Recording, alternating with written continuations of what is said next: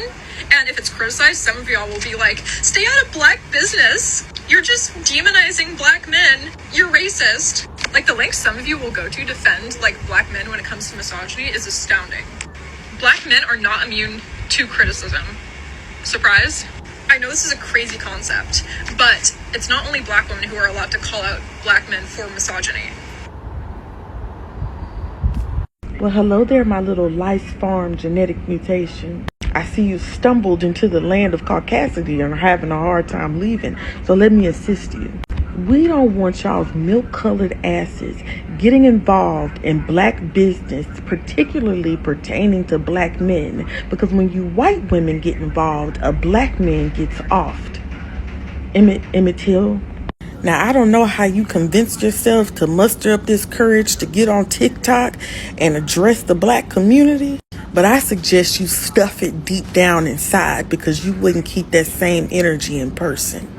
Now, hop your little bird shit colored, funky, unwashed ass back over there to white business. You got other things to worry about. How about instead of investing this energy into addressing the black community, you go ask your white men why they pew up schools or how their misogyny is the reason for your oppression. Then worry about why you got camouflage lips. Just can't find them. 10 out of fucking 10. Lice farm genetic mutation. That's cute. What's really sad is how much you've bought into this patriarchal system of dividing women, pushing us and pitting us against each other. The fact of the matter is that women like you, the pick-me's who defend this idea that women, black women, must defend black men at all costs, and that you are more allied with black men than you are against women of other races, puts you in danger. You know what black men have told you? They've told you no snitching. Snitches get stitches. As if you're in the streets like these other hood dudes. You're not, honey. They've told you, fuck the police. We don't call the cops. And then when you are being beaten, like so many other black women, because we know that black women in America at least have the highest statistics and highest rates of domestic violence. You know what happens? Women are programmed, black women are programmed to be so terrified of calling the police, as if her own community will look more down on her calling the police on her abuser than her abuser for beating the mother of his child's ass. And then black men turn around, they get a couple of bucks, and they shack up with some white woman, once again, to weaponize the tensions between black women and white women that they created.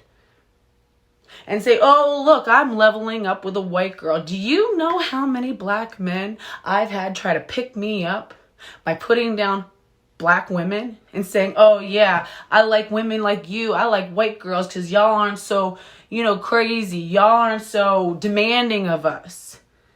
You're more submissive. You're more effeminate.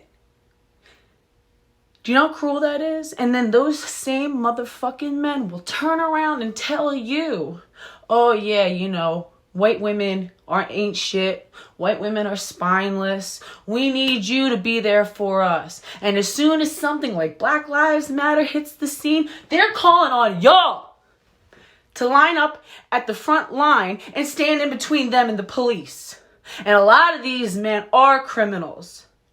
And as somebody who loves a black man, a light-skinned black man, but a culturally black man who is in upstate prison, I don't want to hear that I don't understand the issues. I've lived those issues. I've watched him be arrested on a misdemeanor by 10 cops. 6 of them with AR-15s surrounding him, a shield telling him to get down, and then they laughed with him in the police car on the way to be booked. saying, haha, yeah, we had instructions that if you gave us any hard time whatsoever when we tried to arrest you, that we were to shoot you on demand. So don't tell me that I don't understand. I do. But the fact of the matter is, despite that everything that my boyfriend's been through, he was involved with crime at a young age and he is still working through untangling himself.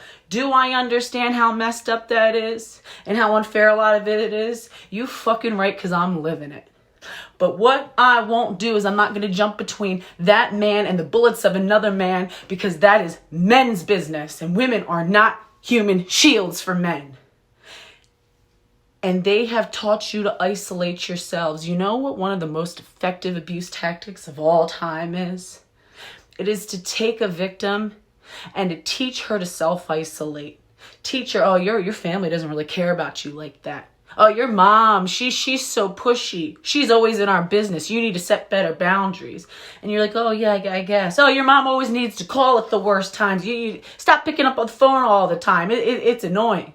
Like, yeah, I guess I won't answer so much for my mom. Yeah, I guess my sister does gossip too much. And little by little, he isolates you. And look at you. He doesn't even need to isolate you anymore. You self-isolate. You really got these black men getting off the hook. Are you nuts? Women are each other's greatest allies. And the best weapon that they have against us is to divide us. And the best weapon that we have against them is to not allow ourselves to be divided. Race, class, all these different things, these are man-made divisions. You're a fool. You're a fool for so proudly calling out. And again, black men love the whole black love trope when it comes to black women falling in line. Now, but they'll date outside their race all the time. But they convince black women to be endlessly self-sacrificing, endlessly loyal. I'm the ride or die chick. I'm going to, be with you through your arrests. I'm going to be with you through drug dealing, through cheating, because I'm a real ride or die chick.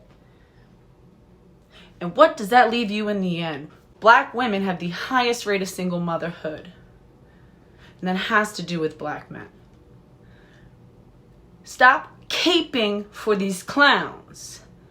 Sloth Queen was absolutely right. We have every right to criticize black men, just like y'all have every right to criticize white men. At the end of the day, our class is a class of women. We are women first. We can learn about our intersectionality and our other needs and our differences as women, but we must stay solid, because women are the greatest protectors of other women. When it was a man who ran up in my house and beat me up on the floor of my basement, it was another woman who was in the house that he didn't know who ran down and screamed at him and told him to stop, and she called the cops and she stood with me until somebody came to help me. It was another woman. It was a black woman who helped me get on my feet as a new mother and as a single mother, and who walked me through my process of divorce. And it was a black man. And it was a black woman who was the godmother of my children and who was there for me. And this woman who I loved like my own sister, we had 10 years of closest best friend relationship. And when she started dating a Princeton professor of African American studies, this man convinced this woman that I was the enemy. That as a white woman, I couldn't really understand her, despite everything we'd been through, despite the fact that we used to be able to have open and honest conversations. But little by little, he convinced her that part of reclaiming her identity as a black woman was to see me with skepticism, to see me cynically, and to see me with suspicion. And he was effective in dismantling our relationship. This is a woman whose our children grew up together. We did Christmas together. We used to have sleepovers all the time together, but over some politics. He pulled us apart and he was successful. When are you going to learn to burn the cape? Burn the cape. You look like a fool. Because at the end of the day, The ones who are brutalizing you, they're men. It's men. It's not your sisters. It's men. It's men who are raping you. It's men who are killing you. It's men who are killing your children. It's men. It's men who are behind those stray bullets, who are coming through into your house in North Philadelphia. Those black women who can't get out of a crime-infested area because of male violence. Not white women, male violence. Wake up. You are brainwashed. Get off the front line. Start calling the cops. Start snitching. Start telling on people and surround yourself with women. Burn the cape.